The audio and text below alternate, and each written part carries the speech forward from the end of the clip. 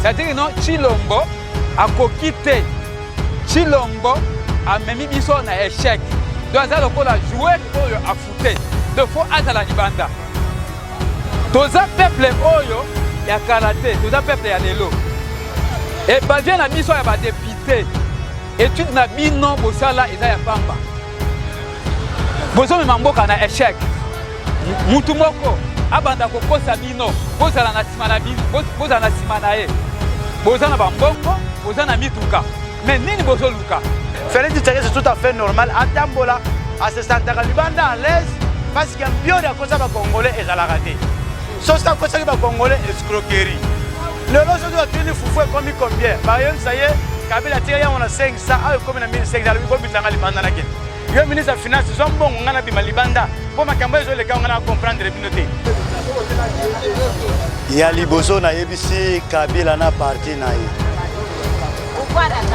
Mbongo na biso, omoni mbongo na biso, omoni mbongo na biso, mbongo ya mboka na biso. Ezo sala yo mukusa. Mbongo ya mboka na biso ezo sala yo mukusa. Kolo tata ndoto te. Kolo tata ndoto te, mbongo ya mboka na biso ezo sala yo mukusa. Ezo pesa courage ya mabe. Omoni mbongo na bomengo zo na mboka, omoni mabele. Ekotikala awa. Ekotikala awa.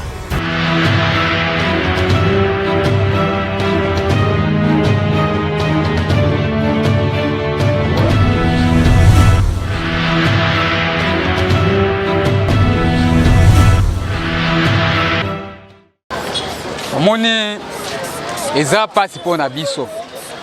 Eza pasi pe lisusu eza soni. Pona mboka na biso.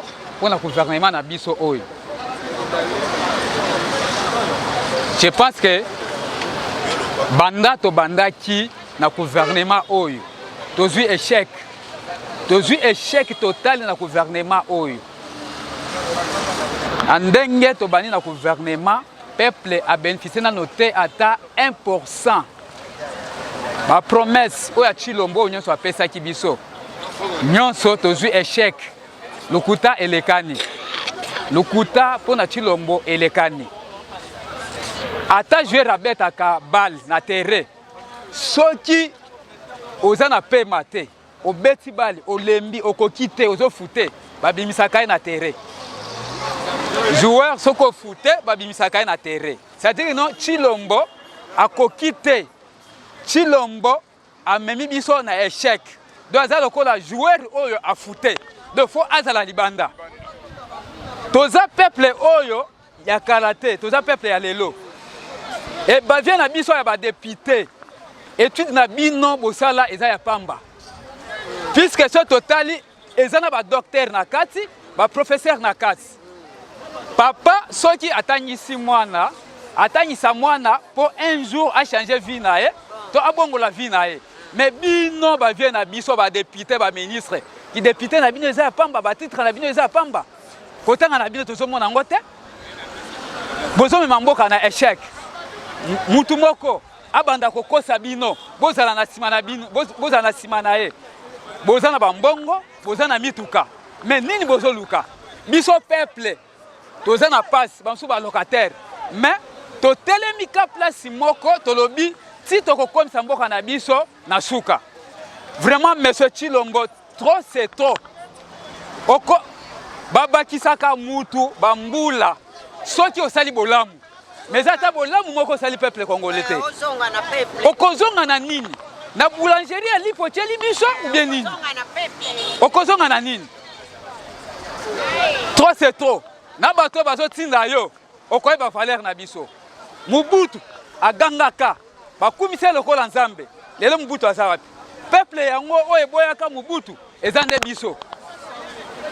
Peuple oyo baboya Mubutu lelo Mubutu azate. Ndenge moko pena yo Chilombo ndengo zawana. Soki oboyi maloba na biso. Puisque mwana soki aleli papa lipa. Papa kamata lipa pesi mwana. Biso banda to bandaki kolela. Solution zo mate. Ezala bino ba député. Boza mabe. Boza nko bwa mite mabe. Kotanga na bino to mona ngo loko te. C'est que botanga te. Boza te loko na mutu te. soki totali bien ba oyo bomoni libanda baza libanda na bino bazana mayele koleka bino par rapport bino puisque nyonso bozosala mpona ba intérêt na bino peuple azo bénéficier et boza ba traître tokobenga bino boza ba traître puisque bozosala mpona intérêt na bino intérêt ya peuple eza te nde tolobi soki bozokanisa bino na moninga na bino Tshilombo ke boredouble mandat ya kokweya ekokweya awa ou biso ou bino tozo promettre bino déjà nzela ntango oyo bolekaka yango oyo ntango yango oyo tokopratike na bokoko na kati tokopratike na bokoko tolobela esengo te tolobela kanda Tshilombo oyaki pauvre ozalaki locataire oyaki pauvre je pense que nous sommes bénéficiaires déjà au lukaki tika pays libre au kende na ba parisien na yo na ba parisien yaki na bango bayebi souci ya ba congolais te bayebi passe ya ba congolais te bozui déjà ba meuble bosi botongi déjà bokanga bisaka bokende mais biso tozana ya biso président oyo topona mais bopesa biso yete alors oyo nyonso bazokosa biso vraiment 2023 tozana ya biso président oyo tokobimisa Tshilombo te entourage na ye te ok ya liboso nayebisi Kabila na parti na ye mbongo na biso omoni mbongo na biso mbongo ya mboka na biso ezosala yo mukusa mbongo ya mboka na biso ezosala yo mukusa kolota ata ndoto te mbongo ya mboka na biso ezosala yo mukusa ezopesa yo courage ya mabe omoni mbongo na bomengo zwa na mboka omoni mabele ekotikala awa tikala koyeba boye pepe ya 2006 te pepe ya 2011 te ya 2018 te pepe ya 2023 bino mo mpe bozomona partout na nyonso bozosala ata bopesi biso mbongo eza mboka na biso tokolia tokovote bino te so oza mayele garde mwa mokozwa po yo omoni te yo ozwa ebele me yo ozwa ebele ti bamilio na bimilio ozwa ti lelo mboka mbongo esili te kolota ata ndoto te ata bosangani Kongo mobimba toyebika moto moko numero 4 toyebika moto moko numero 4 toyebika moto moko numero 4 ata bosali ndenge ni toyebika numero 4 ya mibale Tshisekedi yo Tshisekedi ongindi na yo ozaki kutu locataire 55 ozaki na ndako ya papa na mama 55 ozaki na ndako ya papa na mama lelo ozwi oyo yo lukaki mais oza posa biso te oyebisa biso malobo oyebisa biso kete le peuple d'abord et comme les ventes d'abord merci na yebisi eloko ya mutu ya nga na yebisi yo manda esili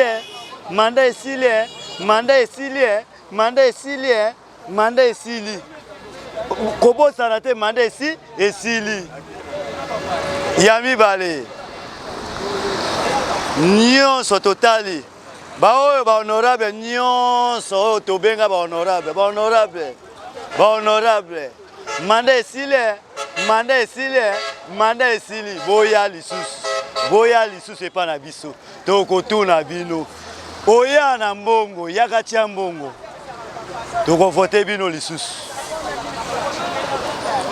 maloba na ngai ya suka nayebisi président na ngai numero 4 président na biso numero 4 président ya peuple tala nanu na monde moto nyonso ye moko nzambe aloba nini nzambe atambola na peuple seke ndenge ozotambola na peuple oleki bango na nyonso zalaka mayele papa zalaka mayele balinga te Congo mobimba totaleli yo Congo mobimba totaleli yo Congo mobimba totaleli yo ngai naloba boye naza traceta banda traceta namona politicien te na Congo banda Lumumba akenda politicien aza te inaye komona soki ngai mutetela oyo soki nazobeta numéro 4 parce que naza fanatique na yo te mais nazo sepela na idéologie na yo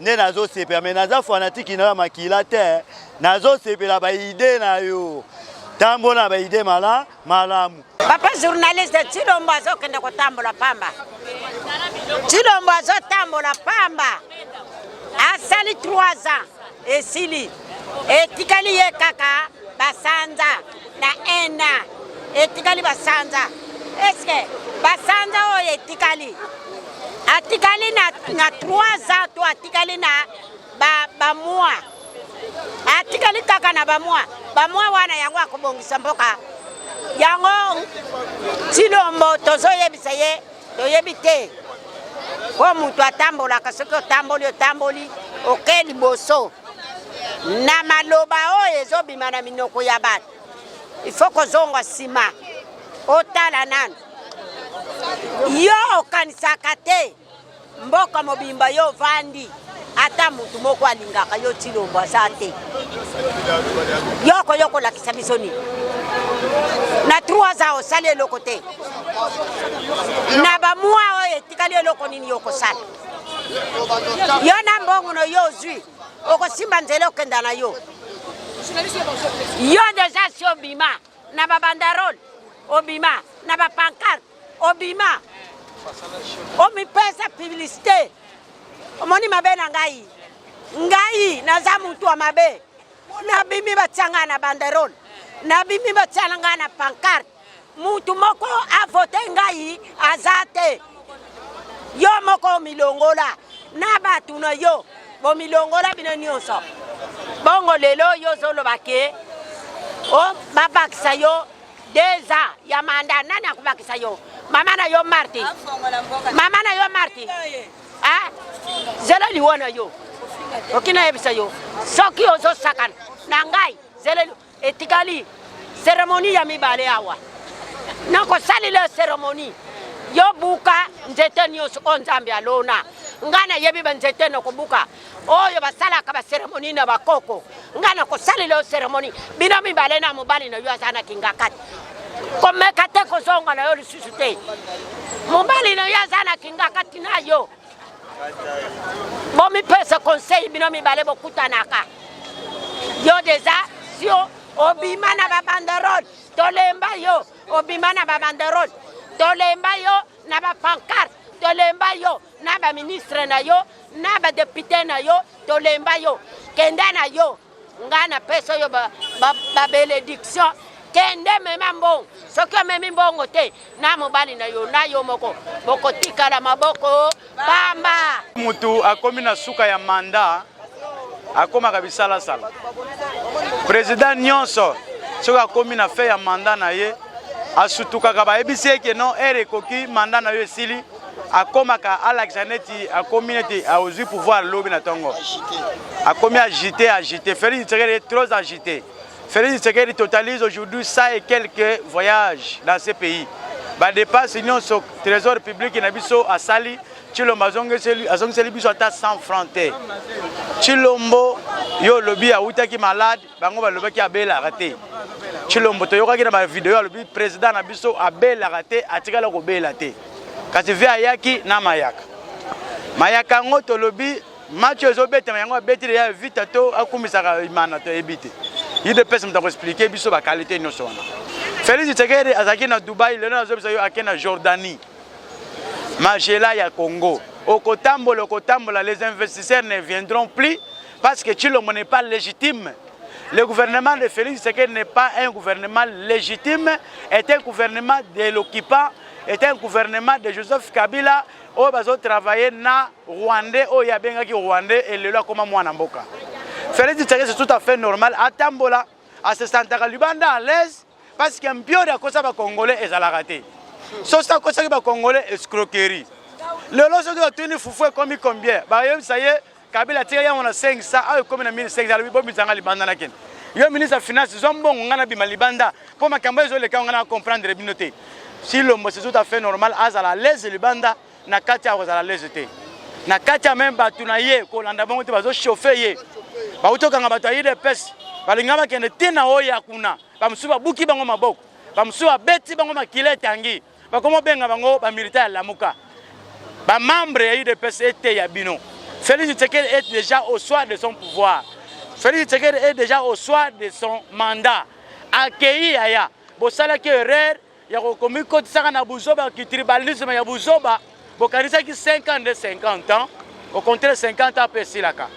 Chilombo est à la fin de son mandat ndo moni akomi agité akena na États-Unis azo ba investisseur et ben investisseur américain bazali lelo na Belgique atambola te na France atambola te na Allemagne akenda te mboka nini akenda te. Quel est l'investisseur étranger ou aye déjà na Congo à cette société biso toyebite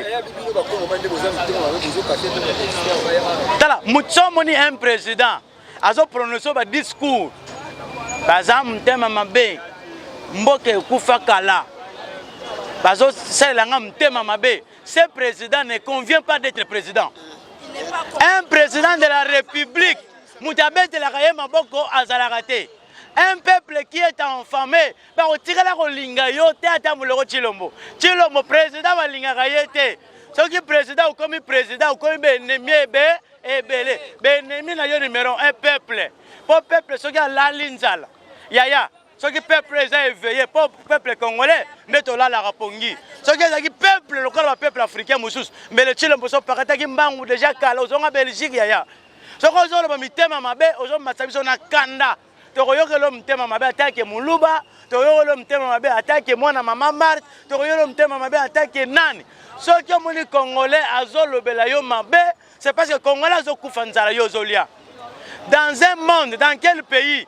Et si vous tambola kokomi magela na ba pays ba ninga tango yozo kitana veste ozo kitana cravate rouge ndeko na ngai mikolo pe osangisi na bord yebisanga tango ozo kitana ba aéroport na bango ozo kota na ba salle na bango ozo leka na banzela na bango ozo sentir ndenge ni bamboka baninga tango yozo kota na bandako baninga na bamboka baninga okuti full place nini Chilombo nangobela na bino ba musicien boke na ye boya koyebisa biso tango botambolaki bokutaki na Carrefour nini bokuti fulu mais chez Chilombo partout oyo bokokende même si kanga na telemiao soki ndeko journaliste a filmé okomona kabaka ta ya full mais Chilombo tango alekaka amona ka full wana et touchaka bino te tango yo kota na ba restaurant baninga tango zo tala mapa ya baninga kuna ba yebiso ke lipa oyo ya leta ezo Chilombo azana boulangerie même ya leta Chilombo azana incapable ya okisa même lipa oyo za kilote ata mwana nanga ya 6 ans aubwa kango boye akanyango liboko moko mais Chilombo na gouvernement na ye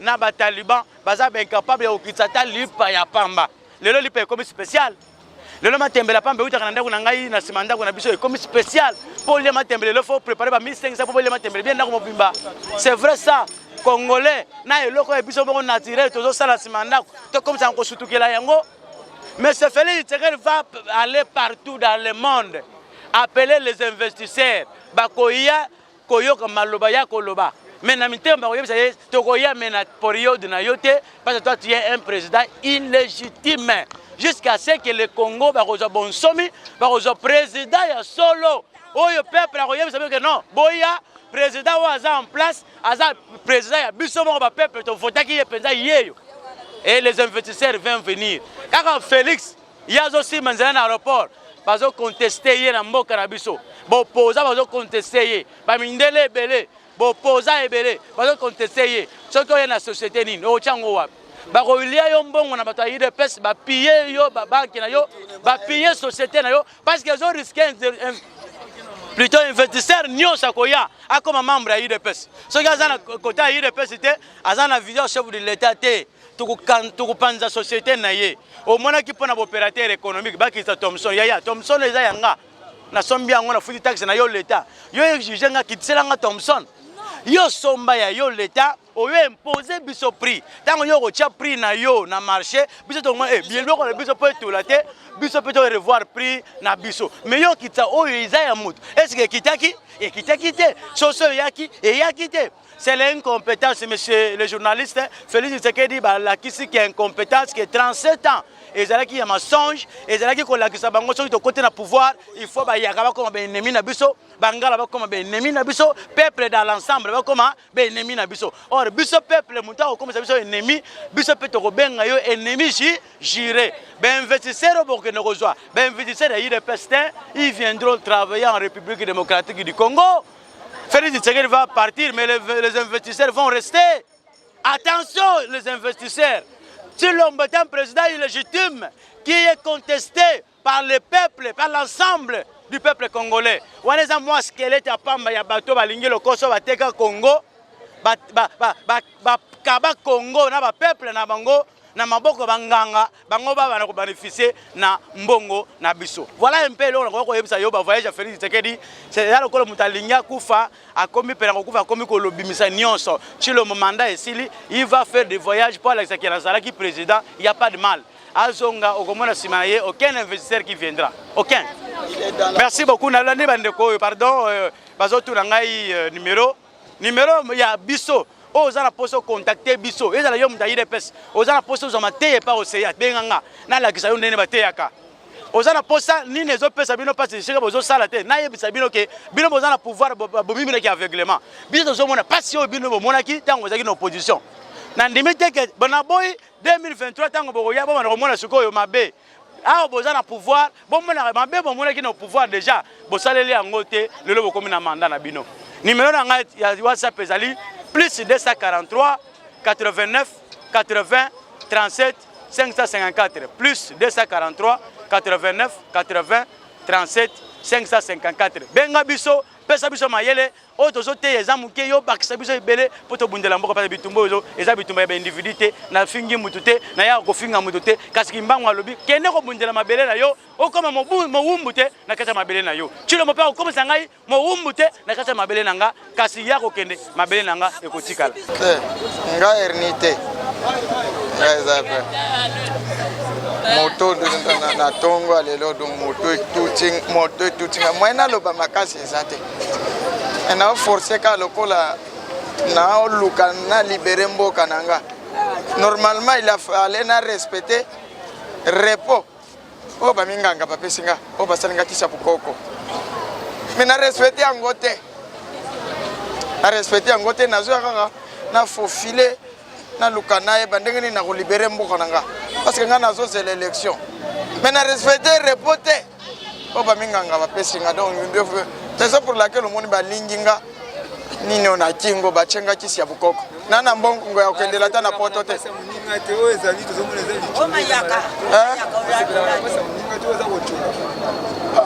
na lobby nazobela na kisi ya bukoko na kingo asande balingi mayaka eza ba makam mayaka basi nde balata mayaka kasi oyo eza elamba balingi oyo chilomba yaki na cheka na bundela mboka na ngai message na ngai eza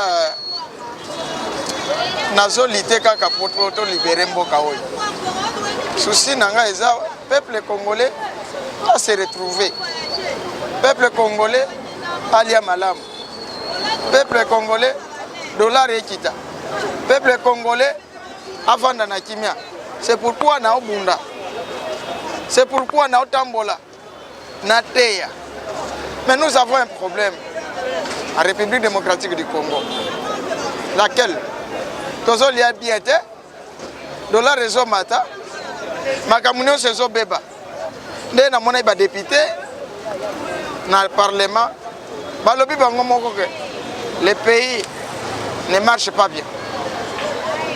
Na moni ba député kuna na parlement ba voter mibeko ya kolobete constitution ba modifier yango. Le mandat chef de l'État au lieu de 5 ans est comme à 7 ans. Donc makamone zo pesa biso passe. Atoro yo kalisu sunemi muliani. Ay kolobako Kabila Fazonga sous président na Mbungu. makambo ngwana nde ozomona na forcer na otosa terre po bapesinga basalinga kisi lelo na tongo mais na epona former peuple congolais que biso toboyi ba politicien o bazo manipuler biso na opesa conseil na ba congomani tolanda ba politicien te tokumisa bango il faut ba politicien babanga ngai peuple congolais parce que ye po vendre sikana ngam tu na opesa pouvoir zone des ba pouvoir mususu ya kolokota et le canaba négociation ya COP pour na makambo kabila nous disons non ba député vous savez na lobaka c'est tata za moyibi mama za moyibi bana ba kozala ba miyibi les pouvoirs en place tolongola kombo ya Timoyibi to chaka les pouvoirs en place ba détournaka pour na mot français na monique ba tu vas comprendre parce que na mboko so lobi moyibi ba obomayo mais c'est mon konzi azumbongo et comme en français a détourné nzo ande bazo quoi avec les biso lokola totanga na biso te mo on a détournement wana na ebité a détourner boye je ne sais zo ne ki moyibi pouvoir royo ba détourna ki yango po muto yo penza au peuple congolais pesa ki pouvoir eza yete azokamba donc c'est pourquoi nous disons que le pouvoir yango et lokola ezala ki détourner maintenant ba député pe baza ko détourner bazuye ba bambier aux députés bazuye ba bambier aux sénateurs bazuye ba bambier aux ministres ndo mone ba msusu bakufa na maindo député yo na mtuka nayo pe na mtuka nayo pe na mtuka nayo mais ba yeba finani na mtuka mo ba okota na maindo mbekio emele le peuple ozo mona biso peuple tozo souffrir siko ba oyo ba yaki ba longwa kuna ba ya koyamba président et peut-être ezala mibeko eza asa inspecteur alors bien ngatango nazoya na école wana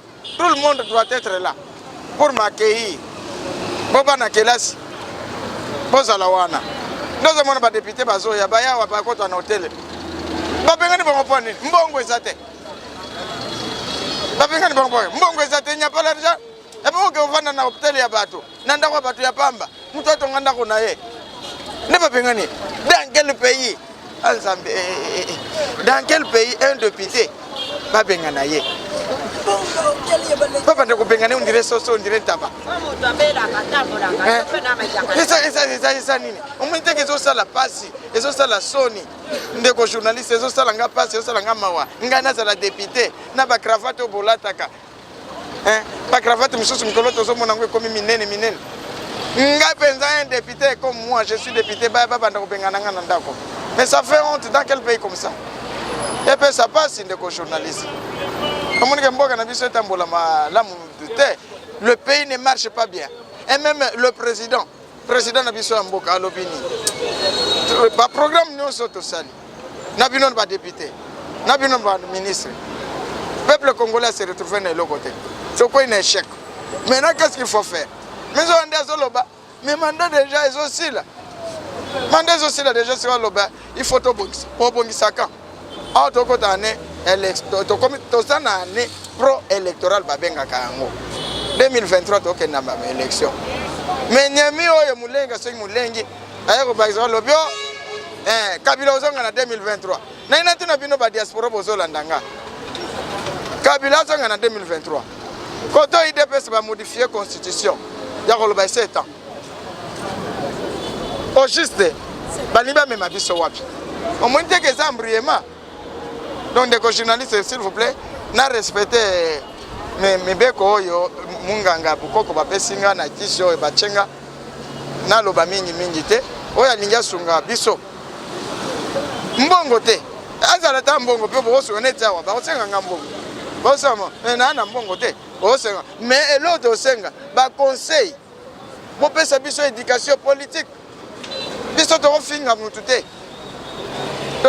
to critiquer nde lokola na anzala na critiquer mais to finga te numéro à WhatsApp plus 243 99 3000 895